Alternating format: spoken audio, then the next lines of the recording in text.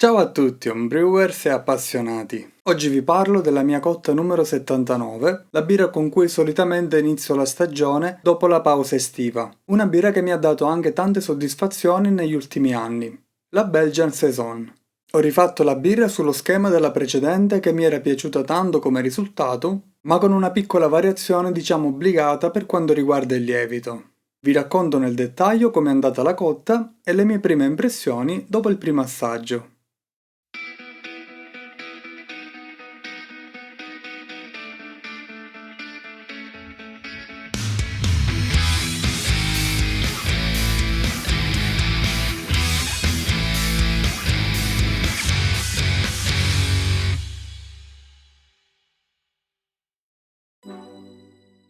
Per questa saison di gradazione standard e colore chiaro ho ripreso la ricetta dello scorso anno. 1,045 di OG, 8 EBC di colore e 26 IBU, fermentata con un blend tra due ceppi di lievito, uno secco e uno liquido.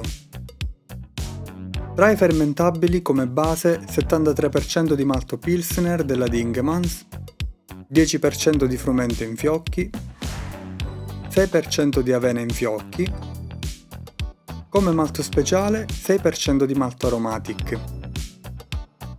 Il restante 4% sarà aggiunto in bollitura sotto forma di miele, che non è un ingrediente fondamentale ma è più un tocco di casa che mi è sempre piaciuto aggiungere e ho voluto mantenere in ricetta. Sono partito da un'acqua parzialmente osmotizzata a cui ho aggiunto cloruro e solfato di calcio in egual misura. Ho aggiunto 22,5 litri d'acqua in pentola e i sali. Ho portato l'acqua a 63 gradi e ho fatto il mash-in.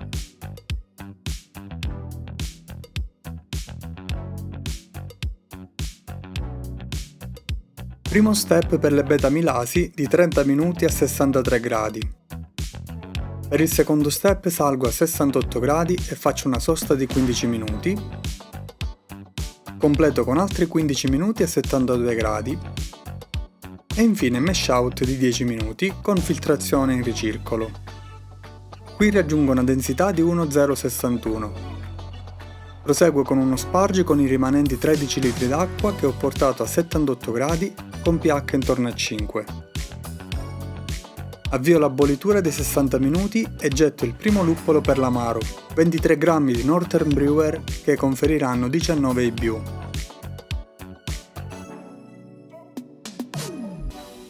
Negli ultimi 10 minuti faccio una gettata per l'aroma di Styrian Goldings che con 70 grammi conferirà altri 7 IBU arrivando ai 26 previsti.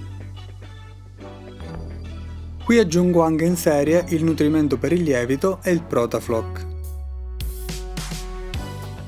Mi sono dimenticato di aggiungere l'ultimo ingrediente, che era il miele. L'ho aggiunto a meno 5 invece che a meno 10 minuti. È un miele artigianale fatto in casa, per cui un minimo di bollitura ci vuole per stare tranquilli.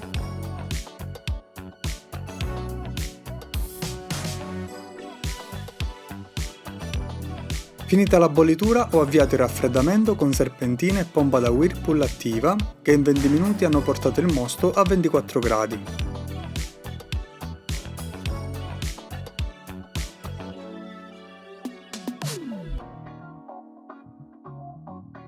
Poi ho lasciato flocculare per 15 minuti e ho trasferito in fermentatore.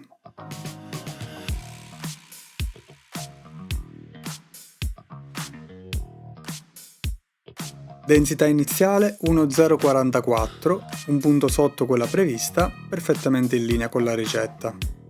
Nel frattempo ho preparato il blend di lievito che utilizzerò. Si tratta di una bustina dell'affidabile e molto apprezzabile Fermentis B134 e una busta di Belgian Saison 1 liquido della White Labs, il VLP 565, che è il ceppo di origine DuPont. Lo scorso anno avevo utilizzato l'analogo della Weist, ma da un po' questi non vengono più distribuiti in Italia, per cui ho dovuto scegliere l'analogo della White Labs.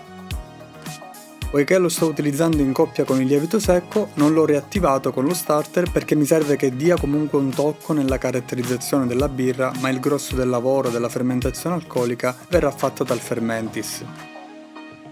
Quindi ho aggiunto il lievito secco reidratato, ho agitato la busta del liquido e l'ho inoculato.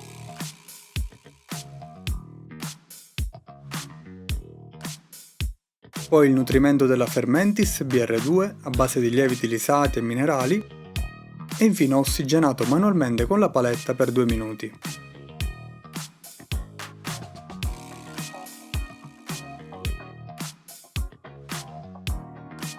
Ho messo il fermentatore in camera di fermentazione che era già stata raffreddata per aiutare a scendere fino a 22 gradi nel più breve tempo possibile e ho seguito questo schema dove è molto delicata e importante la fase iniziale delle prime 24-48 ore, perché la fermentazione del lievito saison è molto veloce e vigorosa, tende facilmente a scaldare tanto.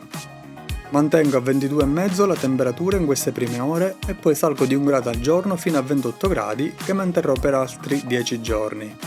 Registro un FG di 1003 e avvio un breve cold crash di 4 giorni fino a 8 gradi. Al 25° giorno mi preparo per l'imbottigliamento. Qui non ho previsto carbonazione forzata perché ritengo che su questo stile si raggiungano risultati migliori con una rifermentazione in bottiglia totale o almeno parziale. Inoltre il lievito saison produce sostanze antiossidanti che riescono a proteggere anche birre chiare e delicate. Qui ho registrato un FG definitiva di 1.001, ho preparato la soluzione di priming con obiettivo 2.8 volumi di CO2 per litro, con un FG così bassa preferisco non salire oltre. Ho reidratato 1 grammo di lievito F2 da rifermentazione in poca acqua e poi l'ho aggiunto al resto della soluzione.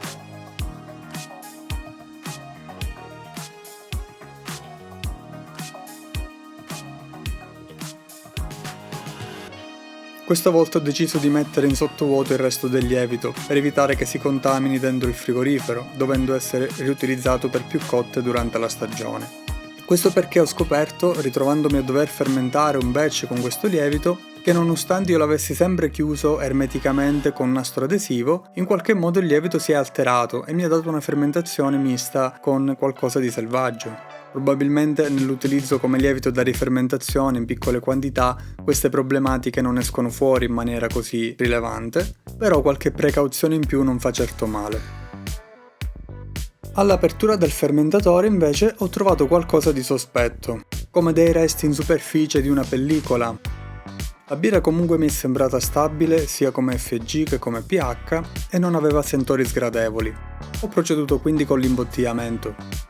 Ho riempito le bottiglie, tappate e messe a rifermentare e maturare a temperatura ambiente per almeno 1 mese. A 4 settimane ho fatto un primo assaggio di test.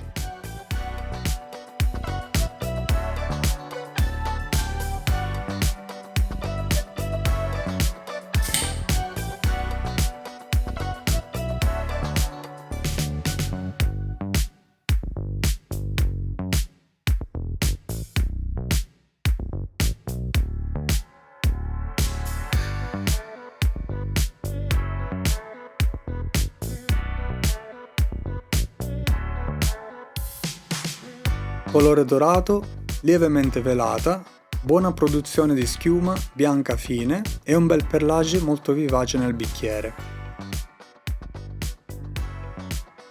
All'aroma c'è il classico speziato da pepe bianco che si fonde anche con lo speziato del luppolo in secondo piano, un tocco di agrumato ed esteri di frutta a pasta bianca e gialla come albicocca. Un leggero solfurio poco gradito in sottofondo. Al gusto entra in bocca con una punta di dolce, subito seguita da un amaro medio e un'impronta erbacea che non rimane troppo persistente nel finale. Prevalgono le note speziate a quelle fruttate, ma non virano nel solvente. I fenoli sono presenti ma gradevoli tutto sommato. Nel retrogusto rimane qualcosa di poco gradevole e poco familiare, non so identificarlo ancora bene.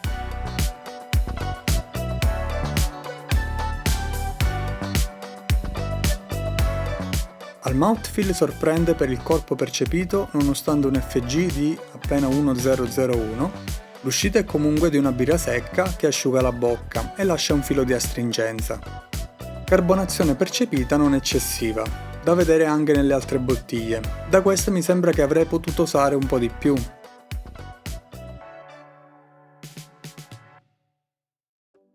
Una buona saison. Per la complessità della birra, devo dire che gli elementi chiave richiesti da questo stile ci sono tutti, ma con qualche piccola imperfezione qua e là che non la rendono elegantissima. Rispetto alla versione dello scorso anno mi sembra mezzo gradino sotto. I fenoli sono ben presenti, ma un filo meno piacevole di quella dello scorso anno. Anche il tocco agrumato e la complessità in più data dal ceppo liquido si percepiva un po' di più in quella precedente. Sul retrogusto, che lascia qualcosa di strano, sto ancora cercando di capire se può essere correlato a quei segni di contaminazione che ho ritrovato in fermentatore prima di imbottigliare la birra. Percepisco qualcosa che non so ben definire, mi sembra quasi come qualcosa di medicinale, ma non direi proprio solvente classico. Però mi rimane qualche dubbio anche perché non lo sto riscontrando in tutti gli assaggi che ho fatto su diverse bottiglie. Non è preponderante, è qualcosa di molto leggero che arriva appena sul finale, ma è uno di quei piccoli dettagli che poi condiziona comunque la percezione di tutta la birra. Cercherò di capirci qualcosa in più, magari anche tramite eventi o concorsi dove farò valutare la birra a giudici esperti e spero che mi sapranno dire qualcosa in più. Per il momento la storia di questa birra si conclude qua. Se avete dubbi o domande riguardo i procedimenti, le tecniche che avete visto, scrivetemi qui sotto nei commenti. Se il video vi è piaciuto e volete supportarmi, vi invito a lasciare un like, dei punti hype e a iscrivervi al canale. Ci vediamo al prossimo video.